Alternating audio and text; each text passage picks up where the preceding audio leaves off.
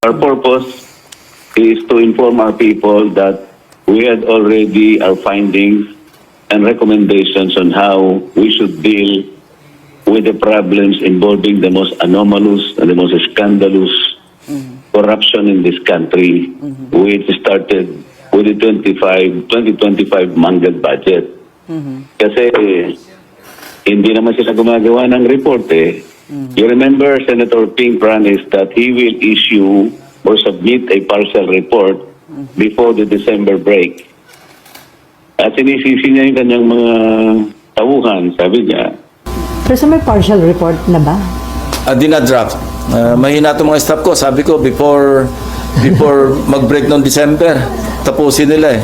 Ngayon wala pa. Wala. Nakatingin lang sa akin, walang tumatango.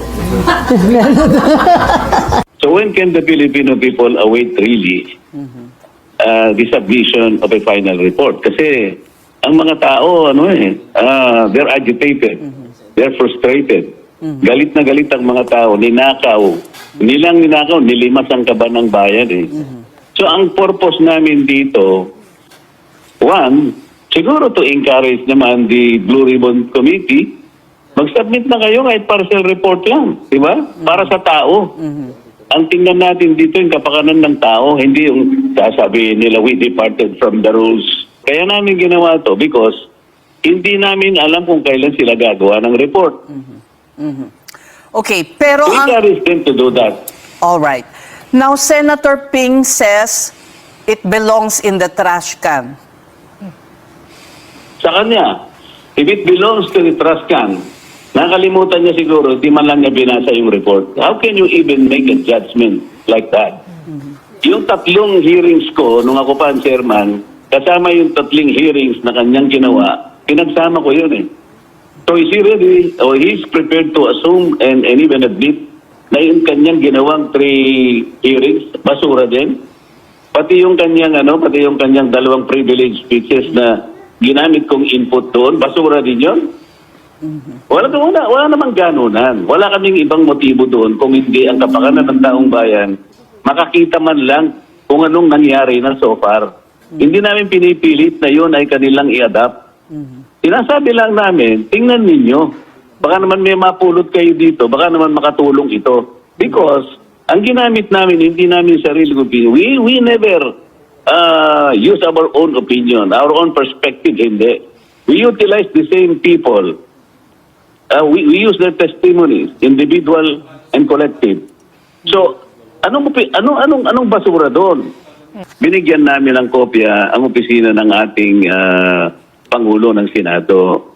Iyon ang dahilan kung doon namin binigay. Hindi sa Blue Ribbon. Ayaw namin mangbastos.